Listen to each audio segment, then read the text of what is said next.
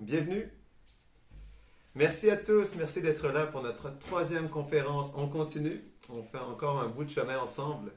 Et cette fois-ci, c'est vrai que c'est un sujet qui est à la fois très spécial, très complexe, et même aussi qui est très confondant parce que c'est difficile de comprendre qu'est-ce qui nous arrive réellement, pourquoi les choses nous arrivent d'une certaine manière.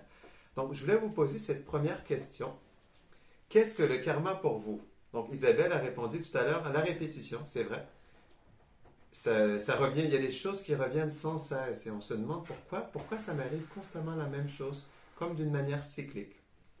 Autre chose par rapport au karma? Qu'est-ce que le karma pour vous?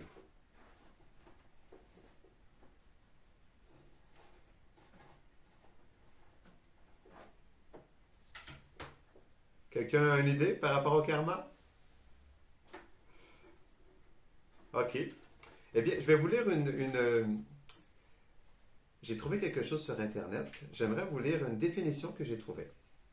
J'ai regardé dans plusieurs sites et c'était à peu près la définition générale du terme le karma. Donc, je vous le dis à l'instant.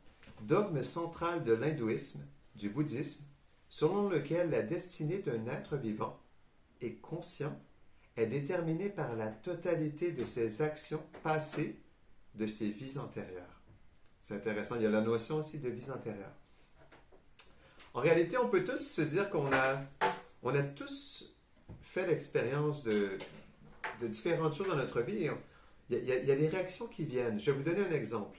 Et s'il y en a qui veulent partager aussi quelque chose que vous avez vécu, ok, je me rappelle, c'est vrai, je dois vous l'avouer. Ok, je vais vous faire une confession ce soir. Eh bien, quand j'étais jeune, j'ai fait des mauvais coups. Et quand j'avais 16 ans, c'est vrai, j'avais des mauvais amis. Quand j'avais 16 ans, j'ai volé le vélo d'un jeune garçon. J'étais avec mon ami, on était sur le bord d'une supérette et là, il y avait un jeune garçon. Il peut peut-être avoir 8 ans, le garçon. Quand j'y repense, ça me fait de la peine. Et donc, il est rentré s'acheter une glace dans la supérette et il y avait son vélo tout neuf qui était là, qui brillait. Et on s'est regardé, mon ami et moi, et on s'est dit, mais pourquoi on ne prend pas son vélo? Et donc, je suis parti avec son vélo et je suis retourné à la maison. Mais ce qui s'est passé, je ne sais pas comment ça s'est fait, c'est ce qu'on appelle le karma. Mais je suis retourné à la maison et donc, il y a naturellement le père du garçon qui est venu à la supérette et qui a posé des questions. Il y avait d'autres de mes amis qui étaient là et leur ont dit, c'est qui lui qui a pris? Et donc, il y a un de mes amis qui a dit que c'était moi. Et donc, il lui a même donné mon adresse. Donc, le père, il est arrivé chez moi. Donc, j'avais laissé le vélo derrière le cabanon. Et donc, le père arrive, il était en beau calvaire, naturellement. Et, euh, et là, je me suis dit, mais comment il a pu me trouver? Comment il a su que j'étais là? C'était mon ami qui m'avait dénoncé. Donc, déjà, là, j'ai eu un châtiment du père qui est reparti avec le vélo, mais vraiment en colère. Et ensuite, ça ne termine pas là. Une semaine plus tard, je me suis fait voler mon propre vélo. Et je dois vous avouer, c'est à partir de ce moment-là que j'ai commencé à comprendre le karma dans ma vie. Action-réaction. Donc, est-ce que quelqu'un voudrait partager quelque chose qui lui est arrivé, qui lui rappelle le karma?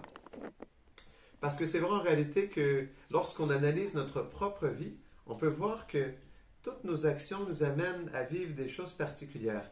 C'est comme, on pourrait dire un geste, que ce soit parfois une pensée, que ce soit un geste, une action ou un désir, on pose une intention dans l'univers, on pose une énergie. Et comme on pose quelque chose dans l'univers, il y a toujours quelque chose qui revient. Donc, sous la forme d'un acte bienveillant qui a conduit plus tard à un résultat positif inattendu, ce qu'on appelle le bon karma, ou parfois sous la forme juste d'une parole prononcée qui a engendré un résultat néfaste plus tard, ce qu'on appelle le mauvais karma.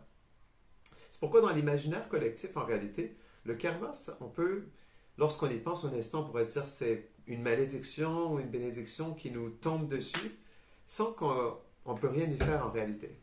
Mais le karma, je vais vous donner une définition très simple du karma. Ça signifie tout simplement que nos actions passées nous ont amenés là où nous en sommes aujourd'hui. Et c'est vraiment ça le karma, c'est que une action entraîne des réactions, qui entraînent des actions et qui entraînent des réactions, et ça sur une vie entière. Et comme la définition qui était donné dans les dictionnaires, et ça sur plusieurs vies. C'est comme une réaction en chaîne, et c'est pourquoi c'est difficile de comprendre pourquoi les mauvaises choses arrivent à des bonnes personnes, parce que le karma ne se passe pas juste dans cette vie, mais sur plusieurs vies. Je vais donner un autre exemple de mon passé.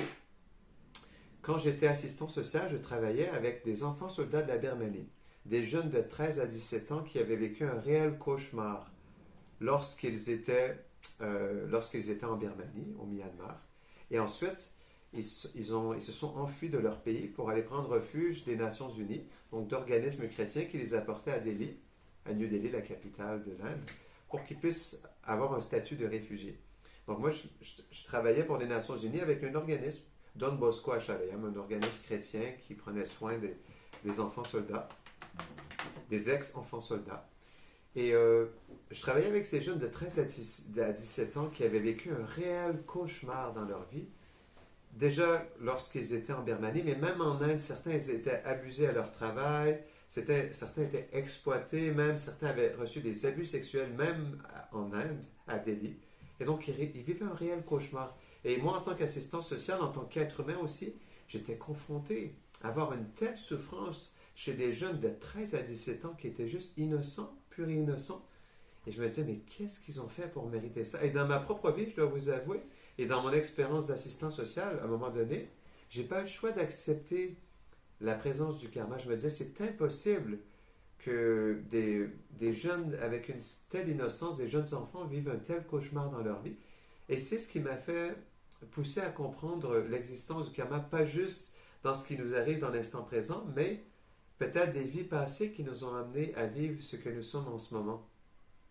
Et c'est ça c'est ça qui est perturbant avec le karma, je dirais, parce que en réalité, si on veut changer notre mauvais au bon karma, on doit savoir comment fonctionne le karma parce qu'on voit que notre vie, elle est, on pourrait dire, elle est un amalgame c'est comme un contenant de toutes nos activités passées.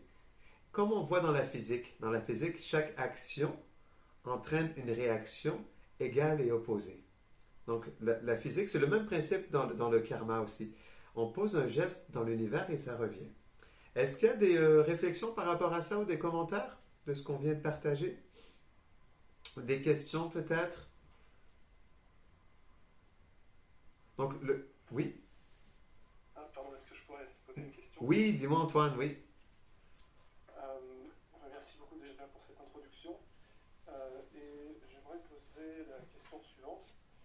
Pour des actes, par exemple, pieux ou impies, c'est assez évident de comprendre ce qui va suivre. Enfin, tu comprends que c'est quelque chose de bien ou de mal qui va t'arriver tôt ou tard. Mais pour des actions, par exemple, je dirais plus neutres, entre guillemets, c'est difficile de donner un exemple. Mais je me demandais, donc pour ce type d'action, si on prend par exemple, je sais pas, par exemple le fait de nettoyer sa maison, on va dire juste balayer sa maison, parce que si on prend les produits chimiques, déjà ça peut tuer déjà beaucoup de monde. Donc enfin bref, si une action voilà, comme ça, par exemple nettoyer sa maison, je sais pas, lire un article du journal, ça n'a pas l'air d'être quelque chose qui implique ouvertement les autres, et ça n'a pas l'air d'être quelque chose qui soit bénéfique à quelqu'un, ni forcément néfaste. Donc je me demandais quelle réaction est-ce qu'on pourrait s'attendre, car on sait que toute action engendre une réaction. Je ne sais pas si c'est Oui, clair. bien sûr. Ben, premièrement, si on veut être prêt à découvrir le lien entre notre karma et nos actes pour reprendre le gouvernail de notre vie et de créer un avenir meilleur, ben, c'est essentiel d'explorer notre libre arbitre. Parce que chaque action entraîne une réaction. Donc l'action, elle vient d'un geste qui est posé par nous-mêmes. Donc on a un libre arbitre dans ça, dans le sens où on pose un geste dans l'univers. Ou juste, comme tu disais, ça peut être un geste, une action qui est mauvaise ou une action qui est positive, ou juste un geste neutre comme passer le balai ou de lire le journal. Donc notre libre arbitre, naturellement, façonne notre destinée parce qu'on pose des choix dans notre vie. Mais le point, c'est que en réalité, on doit comprendre qu'à travers notre libre arbitre, on pose des gestes, mais chaque geste qu'on pose entraîne une réaction. que ce soit un geste neutre, que ce soit un geste positif ou négatif, il y a toujours une réaction qui vient. C'est juste que la nature de certaines activités, lorsqu'elles sont trop négatives, je vais donner un exemple pur et simple. Ok, un autre exemple personnel. Encore une fois, j'avais 16 ans. C'était mon époque un peu bad boy. Et donc, j'avais un ami à moi. Est-ce que c'était le même ami? C'était un autre ami à moi cette fois-ci. Et donc, on s'était dit, lui, il avait pris un petit gun à plomb de son père. Et on s'était dit qu'on allait s'amuser à lancer avec le gun à plomb, à tirer c'était des petites boules de plomb à l'intérieur, des petites balles, et qu'on allait s'amuser à frapper sur les fenêtres quoi, des maisons des voisins. Donc on a commencé à faire ça, et naturellement il y a un voisin qui est sorti et qui m'a confisqué le gun et qui m'a vraiment agrippé par le collet. Il m'a laissé partir. Et ensuite, j'étais avec mon ami, mais il avait confisqué le fusil qui était à son père. Donc mon ami m'a dit, c'est pas possible, on doit revenir. Donc on est retourné, et qu'est-ce qu'il y avait à ce moment-là? Pas seulement le père en colère, mais la police qui était là aussi. Et qui m'a arrêté. J'ai eu un dossier criminel à cause de ça. J'ai dû passer en cours. Mon père a dû payer de l'argent pour payer les vitres qui ont été cassées. Donc vous voyez les réactions qui se sont engendrées. Dossier criminel, je passe en cours. J'ai le châtiment pas seulement du père, de la police, mais de mon père aussi. Donc, une action entraîne plusieurs réactions. Mais ce qu'on doit comprendre, c'est que, en fait, ce que tu disais, c'est pas juste le geste qu'on pose. Ce qu'on doit comprendre, c'est comme on a le libre arbitre.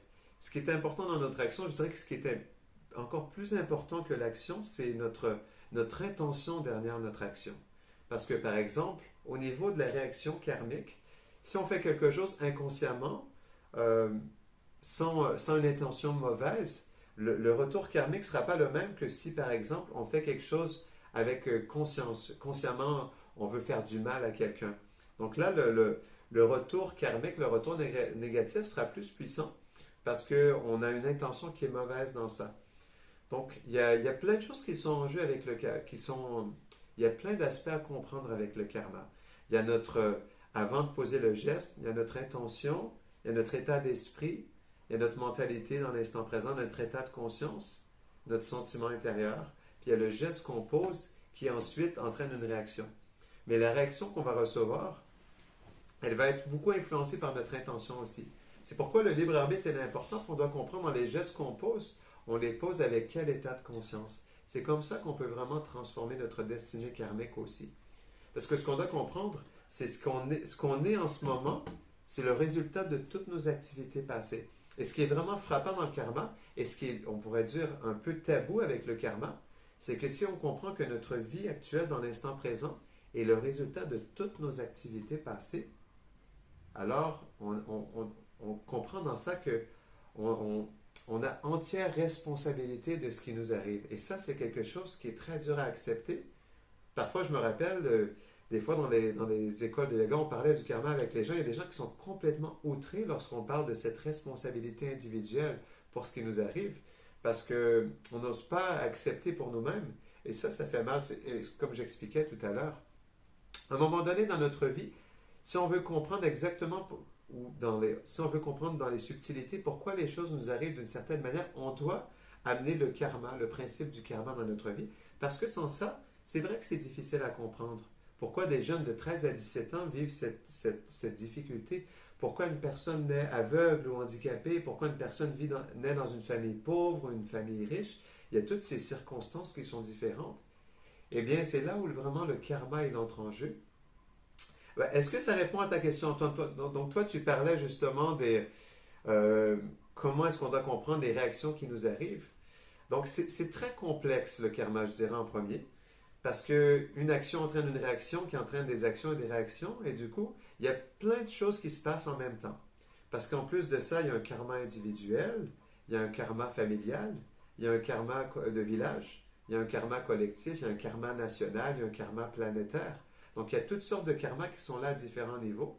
Et même juste dans notre propre vie personnelle aussi, il y a plein de choses qui se passent en réalité.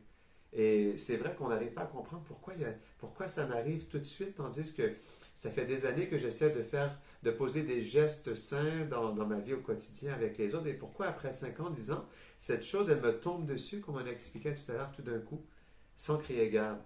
Et c'est ça qui est un peu aussi, je dirais, complexe avec le karma, parce que En fait, c'est pas juste une action entraîne une réaction, mais selon la nature de notre action, il y a différentes sortes de karma aussi. Il y a par exemple le karma immédiat. Si je mets mon doigt au-dessus du feu, ça va brûler. Ça, c'est le karma direct immédiat, spontané.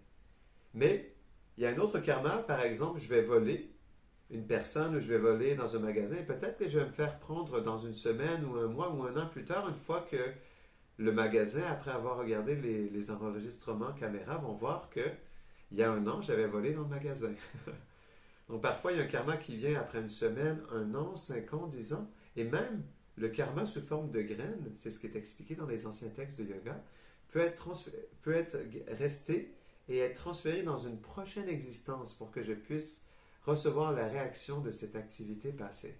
Et c'est là qu'on peut voir que c'est très compliqué de comprendre tout ce qui nous arrive. C'est pourquoi c'est pratiquement impossible même. Et c'est là où, en réalité, le yoga, il est important dans notre vie.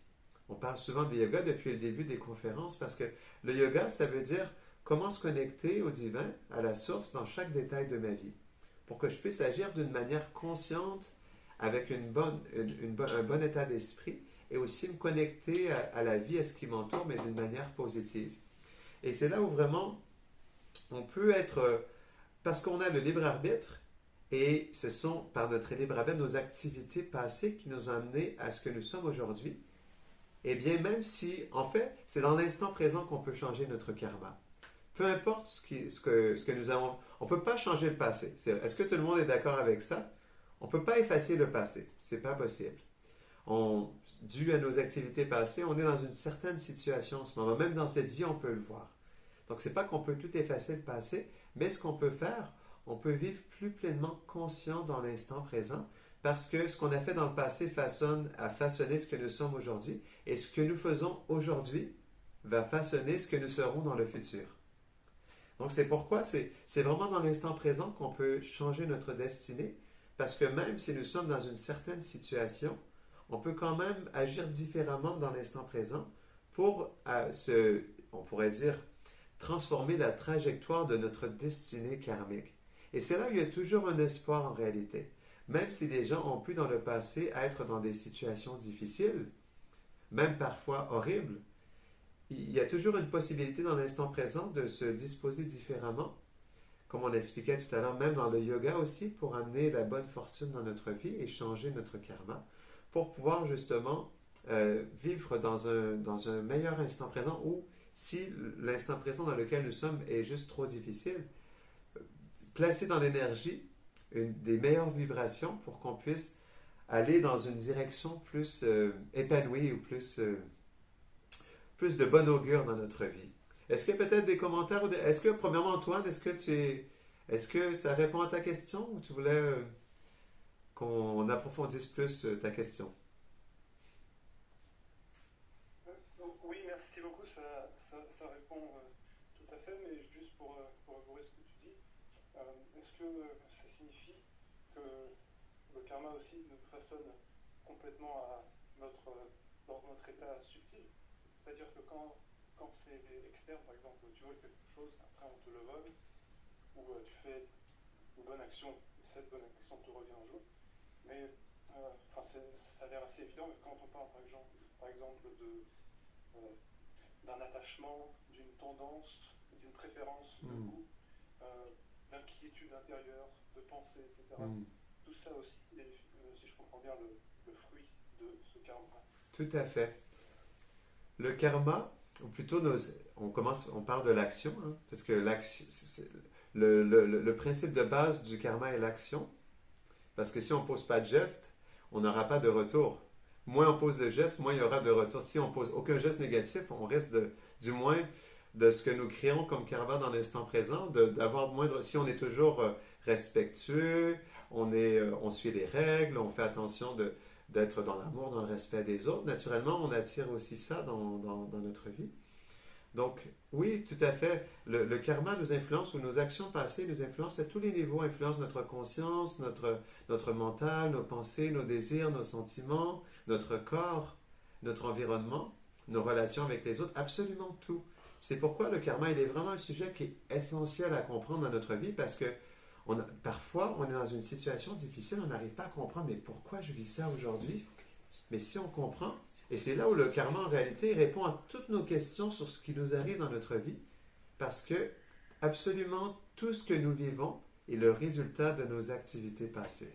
Et c'est là où nous en avons, à cause de notre libre arbitre, où nous avons posé des gestes dans le passé, nous en avons l'entière responsabilité. Et c'est là où le karma, en réalité, demande une introspection profonde dans notre vie, une méditation sur qu'est-ce qui fait, quel geste j'ai posé dans l'univers ou dans mon environnement, envers moi-même et envers les autres, qui a fait que je suis présent aujourd'hui dans cette situation. Et c'est vrai que l'acceptation du karma amène non seulement un sentiment de responsabilité, mais aussi une acceptation de ce qui nous arrive. Ça veut dire une plus grande tolérance, une certaine humilité qui se développe dans le cœur. Parce qu'on réalise que tout ce qui m'arrive, en réalité, j'en suis personnellement responsable parce que tous mes gestes passés m'ont amené dans la situation actuelle où je suis en ce moment. Et même dans tous les... Si on comprend, les anciens textes de yoga expliquent que ce monde est karma, que toute action entraîne une réaction égale et opposée. Bon, en réalité, dans tous les moindres détails, tout ce qui m'arrive dans ma vie, en réalité, il est le résultat de mes activités passées. Et c'est pourquoi, lorsqu'on devient sensible et conscient de nos activités passées, on a envie de changer. On a envie de poser des gestes sains pour nous-mêmes et pour les autres. Et l'acceptation du karma, même s'il entraîne une certaine étonnement, ou plutôt, je dirais, ça nous brasse à l'intérieur de faire face à cette responsabilité qui est nôtre. Mais lorsqu'on l'accepte pleinement, c'est vrai que ça nous aide à faire un travail intérieur profond où on développe le respect, l'humilité, la tolérance, la compassion, le lâcher-prise, des qualités qui sont tellement importantes pour mieux vivre avec nous-mêmes et avec les autres. Donc, le karma, je dirais que l'acceptation du karma dans notre vie est un moyen ou une plateforme de transformation profonde pour transformer notre conscience et développer des bonnes qualités humaines en réalité. Parce qu'on n'a pas le choix de se poser des questions pour ce qui nous arrive. Par exemple, un grand sage, je parlais de ça dernièrement, c'était dans une autre conférence, et un grand sage, Srila Prabhupada, dans son commentaire de la Bhagavad Gita, dans l'introduction, il expliquait que l'humanité commence réellement quand on commence à se poser des questions sur la cause de notre souffrance. Parce qu'on est tous, à certains moments donnés dans notre vie, confrontés avec cette souffrance, soit parfois intérieure, physique ou mentale. Mais quand on commence réellement à se poser des questions, mais pourquoi je souffre? Pourquoi j'ai souffert? Pourquoi je suis dans cette situation difficile? C'est là où notre humanité commence réellement, parce que là, on devient plus conscient du but de la vie humaine, de la nature de ce monde, des lois universelles comme le karma, qui mettent dans des situations parfois très joyeuses ou parfois très embarrassantes. Et là, on commence à se poser des vraies questions dans la vie. Donc c'est pourquoi le karma, c'est vrai, le karma est vraiment un sujet qui peut nous propulser vers l'éveil de soi, vers la réalisation spirituelle, vers le développement des bonnes qualités, parce que il nous pousse à nous poser des profondes questions sur nous-mêmes et à prendre responsabilité. Et plus on prend responsabilité, plus on devient sensible aux gestes que l'on pose au quotidien. Ça nous pousse justement à faire plus attention envers nous-mêmes et les autres, à être plus délicats, plus dans l'amour. Parce qu'on comprend que tout ce qui m'arrive en ce moment est parce que j'ai posé des gestes dans le passé qui m'a poussé à être dans une situation bien précise. Et comme on expliquait, et ça, c'est vrai que ça demande une introspection, même une acceptation profonde. Absolument tout, mais absolument tout dans tous les moindres détails, ce qui m'arrive est le résultat de mes activités passées. Parce que c'est ça le karma. Parce que ce monde est équipé de lois universelles, comme chaque pays est équipé d'un gouvernement avec des lois qui, lorsqu'on ne les respecte pas, font en sorte qu'on peut avoir une contravention. Vous ne pouvez pas rouler à 150 à l'heure tous les jours sur l'autoroute. À un moment donné, vous allez recevoir plusieurs contraventions. Donc on voit, si on ne respecte pas les règles, il y aura des conséquences. Mais c'est la même chose avec la vie, c'est juste que ce sont des lois plus universelles qui s'appliquent à tous les êtres vivants. Peu importe qui nous sommes, où nous sommes, que nous sommes riches ou pauvres, en bonne santé ou malades, on est tous, on pourrait dire, assujettis au karma. Et c'est là où c'est vrai que, là on en parle un peu, mais je dois vous avouer, le karma, on pourrait en parler pendant des heures et démystifier tout ça aussi, parce que, comme on a expliqué en réalité, c'est vrai que c'est difficile à comprendre parce que on est dans une situation, mais comme on n'est pas conscient de nos vies passées, parce que dans les anciens textes de yoga, c'est expliqué qu'on est ici depuis plusieurs vies et qu'à travers notre corps subtil, nous sommes transportés d'un corps à l'autre. Il y a même des recherches scientifiques par des psychiatres comme le docteur Ian Stevenson qui ont été faites à ce sujet par rapport à la réincarnation, etc. Il y a plein de livres là-dessus. Mais on peut voir que c'est ça, c'est difficile à comprendre parce qu'on n'est pas conscient de nos vies passées. Et c'est pourquoi aussi on n'arrive pas à comprendre pourquoi dans cette vie, même si on a pu faire des bonnes choses alentour de nous, qu'on est une bonne personne, en règle générale, qu'on a des bonnes qualités, qu'on fait attention aux autres, mais pourquoi je suis dans une telle situation, pourquoi j'ai développé un tel problème de santé, ou j'ai perdu mon argent, ou un membre de ma famille a vécu une telle difficulté, on n'arrive pas à comprendre. Parce que comme le karma s'étend sur plusieurs vies, c'est pratiquement, on pourrait dire, impossible de comprendre pourquoi je suis dans une telle situation aujourd'hui. Mais, je ne dis pas ça pour nous décourager, mais malgré tout, ce qui est important dans le karma, c'est que même si on n'arrive pas à comprendre tout à fait toutes les causes de notre situation actuelle, ce qui est important de comprendre, c'est que dans l'instant présent, même si on est assujetti à des réactions passées, de nos activités passées, on peut, dans l'instant présent, agir différemment, dans une conscience différente, pour pouvoir justement rediriger notre destinée karmique et aller dans une nouvelle direction. Et c'est ça qui est beau dans le karma. Et même si le karma est un retour, ce qui est intéressant, c'est que cette loi naturelle des choses, elle n'est pas là juste pour nous détruire ou nous peser sur nous ou nous condamner. Elle est là pour nous faire apprendre. C'est vrai, le karma, c'est une leçon, c'est l'école de la vie en réalité. Parce que, et ça, je dirais que c'est un cadeau de la vie. Même si nous avons fait des mauvaises choses dans le passé, comme par exemple mon professeur spirituel, il était un ex-kinéa ultra-violent. Il vivait dans l'ultra-violence, dans la haine lorsqu'il était jeune, mais il s'est complètement transformé, il s'est repenti. Maintenant, il médite 8 à 10 heures tous les matins. Donc, on voit qu'il est possible de changer complètement. Donc, on peut, en prenant conscience de l'importance de nos actions et à quel point ça a un impact considérable en nous-mêmes et pour les autres dans notre vie, on devient de plus en plus sensible et on essaie d'agir différemment, avec conscience, avec sensibilité, avec attention. Et là, on veut faire le bien alentour de nous parce qu'on réalise que, en réalité, tout ce qui nous arrive et tout ce qui arrive pour les autres aussi est le résultat de nos activités passées. Et en plus de ça, on est même parfois l'instrument du karma d'une autre personne. Parce que l'autre personne, que ce soit peut-être un membre de la famille ou quelqu'un au travail, a besoin de vivre quelque chose dû à ses activités passées.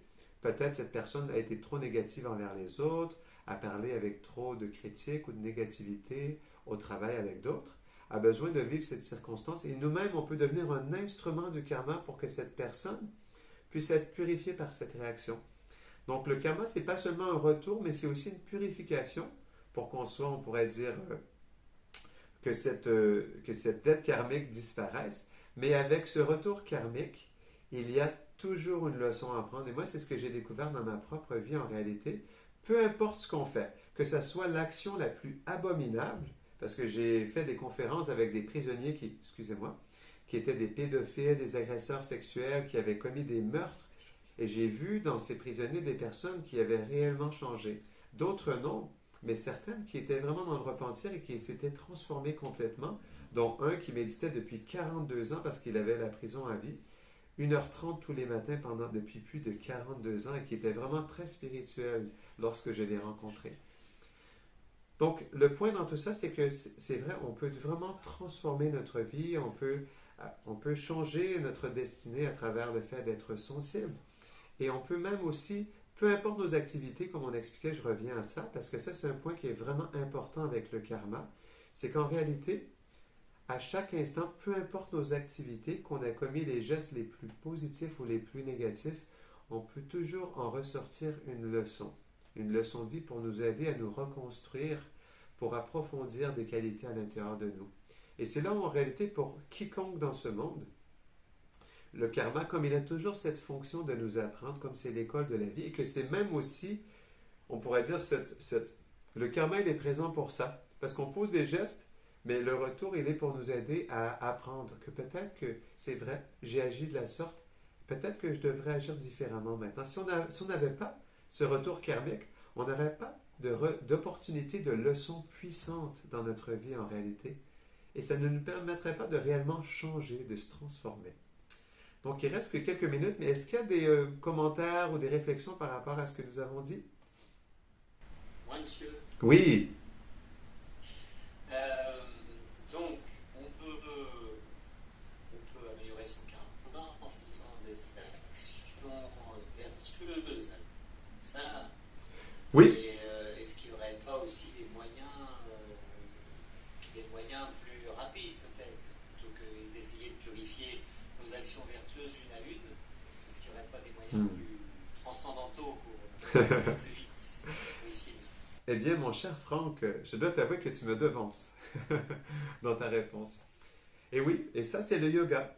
On va terminer avec ça, parce que on va parler du yoga dans chaque conférence en réalité, parce que le yoga, c'est pourquoi c'est présent depuis des milliers d'années, c'est pourquoi il y a tant de gens aujourd'hui, des millions de personnes qui veulent faire du yoga. C'est parce que le yoga, c'est la réponse à tous nos problèmes. Parce que le yoga permet de complètement transformer notre vie, puisque il s'applique dans chaque détail de notre vie. C'est nos pensées, nos désirs, nos sentiments, notre cœur, notre conscience, nos actions, nos relations. Tout peut être connecté au divin, à la source, à l'infini, à la vérité absolue. Et à travers cette connexion dans le yoga, on peut complètement purifier notre karma passé. Parce que selon les anciens textes de yoga, on est une âme spirituelle dans une expérience humaine. On est une âme spirituelle dans une expérience karmique compliquée, je dois dire, c'est vrai. Pour certaines personnes moins compliquées que d'autres, pour d'autres plus compliquées. Mais on est tous tout de même des âmes spirituelles dans une situation karmique prédéfinie. Et donc, c'est ce qui fait que comme nous sommes spirituels à la base, si nous accomplissons ce qu'on appelle des actions spirituelles, c'est poser un geste, mais dans le yoga. Là, ça serait une autre conférence en soi. Mais poser un geste dans le yoga, ça veut dire poser un geste en conscience de ce que je suis, une âme spirituelle, en conscience de la vérité absolue. Et on le pose justement dans un acte de service, de connexion avec la source, avec le divin. C'est dans ce yoga que, comme on se connecte avec la source du bonheur, de la pureté, une source qui est spirituelle, à travers ce contact, à travers cette connexion, alors notre karma est purifié et notre âme s'élève. Parce que l'âme, même si elle est dans la matrix de ce corps et de toutes ces couches qui nous recouvrent et tout cet environnement qui nous entoure, on reste une âme spirituelle. Donc plus l'âme spirituelle, elle s'éveille, comme elle est spirituelle, et en réalité, elle est complètement séparée de tout ça. Parce que lorsqu'on quitte le corps, c'est l'âme qui quitte dans une autre destination. Bien, lorsque l'âme s'éveille et qu'elle se reconnecte à sa vérité et avec la vérité absolue, juste à travers ça, elle peut complètement, c'est plus qu'une purification, mais je dirais c'est un détachement du karma, parce que l'âme à la base, elle n'est pas réellement attachée à tout ça, mais comme elle est absorbée avec sa conscience, elle fait l'expérience de ses actions et de ses réactions karmiques. Et donc lorsqu'elle élève sa conscience au-delà, plus au niveau spirituel, c'est dans cette élévation de la conscience qu'elle peut vivre à travers ses gestes et à travers sa conscience et ses intentions, elle peut vivre au-delà de ses réactions karmiques et vivre à un niveau plus, comme tu disais, transcendantal ou spirituel, à travers le yoga. Est-ce que tu veux un petit verset pour... Oui, vas-y. Un petit verset de la Bhagavad Gita Oui. pour illustrer ton propos. D'accord. Le yogi dont le mental est absorbé en moi c'est la source, connaît sans conteste la perfection du bonheur spirituel. Il transcende le monde d'influence et de la passion, et réalise son identité avec le suprême, s'affranchissant ainsi des conséquences de ses actes passés. C'est merveilleux. Merci à tous. C'est ce qui termine notre conférence aujourd'hui sur le karma. On espère que ça vous aidera à approfondir votre introspection sur ce qui vous arrive, sur peut-être, je vous invite à méditer sur peut-être une action que vous avez faite dans le passé, positive, qui a amené une certaine réaction positive, et une action négative qui a pu apporter une réaction négative pour qu'on puisse devenir plus sensible à la nature de nos actions. Merci beaucoup et à très bientôt.